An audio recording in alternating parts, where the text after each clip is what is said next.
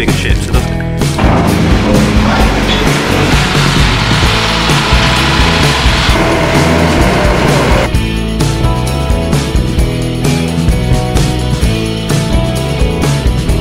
there's a point at the bottom.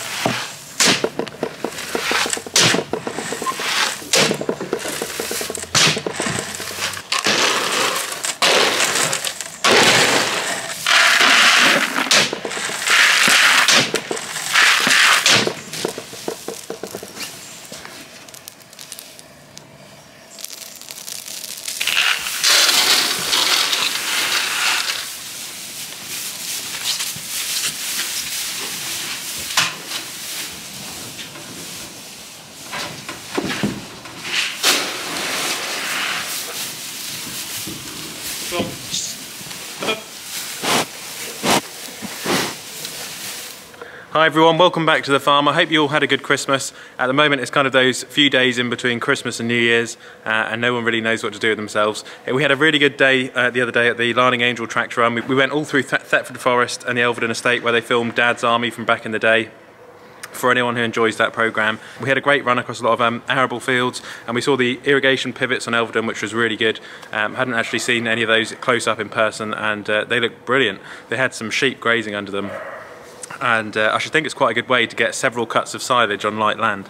So we're back from that now, and at the moment on the farm I've got still got the decorations on the tractor. They'll have to come off obviously with Christmas being over, and I'm working at the moment on the calf unit, so I've just started to change some of the calf's rations. They have calf creep feed mixed in with the rearers nuts, which are the bigger nuts, and I'm starting to wean them off the smaller nuts. They've on some big nuts now, and they also have rolled barley as well. And I'm looking forward to next year, January, February, March, April. April the 1st is turn out. That's when the cattle go from the farm here out to the Broads, and it might, I mean, weather depending, they'll probably go out in May time away from this farm where they'll be out grazing, and then we'll be checking them every day with the gator. So it might not be the gator actually, we'll think we'll have the Kawasaki mule by then. So we'll be checking the calves every day in the new year, and then where they are now we'll muck their shed out with the Manitou. We lost something on the farm this morning, someone picked it up and we're not really sure what it is. So if anyone knows what that is, do leave a comment in the comment section. I'll try and get the camera to focus. But we picked it up on the farm this morning. It smells of hydraulic oil. It looks like it's aluminium casing. So something's cracked, either off one of our machines or some lorries which come in and out of the yard. So we're a bit worried, not too sure really about what's gone on there. So it's like something off a hydraulic system or something. I guess we'll find out if something goes wrong on one of the machines. I didn't see anything leaking out of the John Deere or the Manitou, so God knows what it is. But if you know what it is and you're a mechanic, leave a comment. So we're coming towards the end of the year now, and I was thinking about a couple of the big highlights really was earlier on in the year, if you remember, when we put the Collinson's feed silo up and put the concrete pad down, packed it down with a vibration machine, drilled the holes, put the silo in, lifted it off with the Manitou, and thanks to the channel and everyone who watches and the support, we managed to get a really good deal on that Collinson silo, which we otherwise wouldn't have been able to get, and put that up. And as you can probably tell in the videos, it's been an absolute lifesaver because we can fill it up with nuts. We've got rearers nuts in there, we can put rolled barley in there. Growing up, I always used to go into the grain store to try and sweep food up and put it into bags, and it was always a bit of a hassle. It never really worked that well, whereas you'll see with the feed hopper, you can just go up to it, open the chute, put as much as you want in there. We sometimes fill up the Manatee bucket and put it into IAE creep feeders, and especially with the feed trolley as well, which we've got now, it's just really just small things which improve the farm's efficiency in the long run. And going into 2023, that's something we're going to try and do a bit more of, especially as I've been talking about a lot recently with the new shed. We'd like the new shed to be really sustainable, to be a sort of quite modern shed, hopefully with we've got a solar panel roof on the cubicles at the moment, and we can put the solar panel roof on the new shed, and it will hopefully supply the lighting for the shed, and then we might even get a little bit of electricity back to get to be paid, if that makes sense, from the grid. Another thing which we wanted to do was put a guttering system in where you could like collect the rainwater and have a hopper or a big tank and use that water, the rainwater, to water the cattle. Just little things like that, which at the end of the day, I know they're small things, but they'll all add up to an efficient shed, which is hopefully going to save the farm a little bit of money in the long run. And I mean, the other thing as well is space and size. You know, with a shed, you want something which is quite tall. The machinery is getting bigger these days. You want something which is quite airy, so that the cattle, if you've got like young calves like I've got at the moment, you don't want them getting pneumonia, so you want good airflow in there. And another thing which would be really good, one thing with the old cubicle shed, which has always been a bit of a nightmare, is the cubicles were really designed for dairy cows, and they were designed to be scraped out, whereas with the new shed, we'd just like it to be big open yards, deep litter bedding, so we could go in every few months, muck it out, and just regularly deep litter it with a straw blower. And that way it keeps the fuel bills down, because we're not in there scraping out every day. I know you're using a straw blower, that's one thing we are going to be using, but the idea is it's going to save a little bit of money in the long run, rather than, I know the scraping out does work really well, but like I say, it's more for dairy cows. So that's really what we're trying to do, and then we're going to build up the suckler herd to a bigger size, head towards over 100 suckler cows, and then we've got the calf rearing business, the flock of ewes, and then we've got the tourism and renewable energy. So hopefully it will all work in really well together. Oh yeah, and the arable. We got the sugars back today from the sugar beet, and in the end it was about 730 tons of sugar beet, and it actually net weighted without the soil and all the moisture. I think it came down to 680 tons, and my estimate was 660 tons. So I was only 20 tons out, but yeah, we got the sugars back, and in the end we have made a little bit of money on the sugar beet, but not a huge amount really for how much it's cost to grow, but it is what it is. And then on another note, something I noticed the other day at the tractor run, there was a lot of people there, and a lot of people from the countryside, which was really nice to see, you know, good country people. But something I've noticed, especially at the Norfolk show as well earlier on in the year, that's something else, another highlight of the year, we had the stand at the Norfolk show, which was quite a first for us, is I can't believe how disconnected people have become to farming and to farmers and where their food comes from. I was doing some Christmas shopping this year in the city, and yeah, I can't believe it. I can't believe people are completely unaware. So I think a New Year's resolution for next year is to try as hard as possible to educate the public on where their food comes from, and we'll hopefully get another stand at the Norfolk show, and we can make it a little bit more educational. I've got some potato crates, and I've got some sort of educational ideas to do with root crops, to do with cereals, to do with the livestock, which we're going to put on the stand for next year.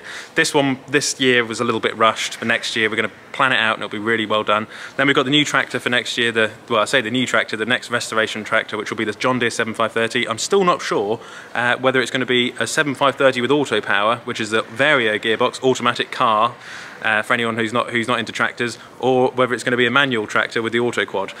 Auto quad's more reliable, cheaper to run, sounds better, but the auto power, the automatic gearbox, is easier to drive, more comfortable, I guess, and yeah, I'm used to auto power with this tractor, so I don't know, we'll see. Leave a comment in the comment section down below. And with that, I'll leave you with a compilation of this year, with what we've been up to, and some of the things which sort of really stood out to me as some highlights. And next year we'll keep being positive. Do give a thumbs up on all the videos, thumbs up, thumbs down, whatever you want to do. And next week I'm going to look at the new shepherd's hut which is being built, and yeah, new shed, everything. So I hope you enjoy the compilation, and enjoy your New Year's Eve, whatever you're up to. Have a good one.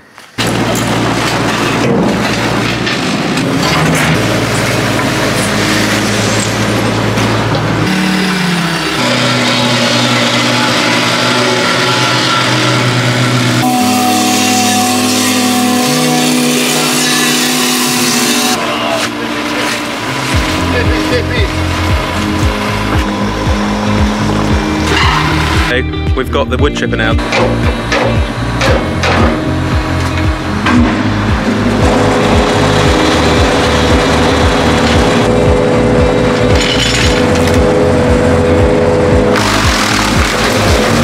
Sort of in autumn, winter to it. That's what you're looking for.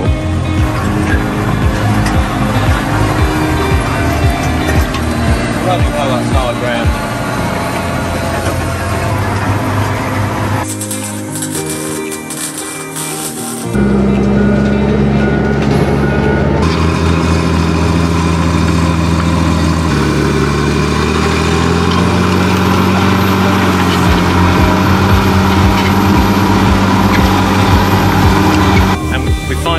I've got the 135 finished, so it's all restored, and I'll take you over there now and we'll have a look at it. So here she is.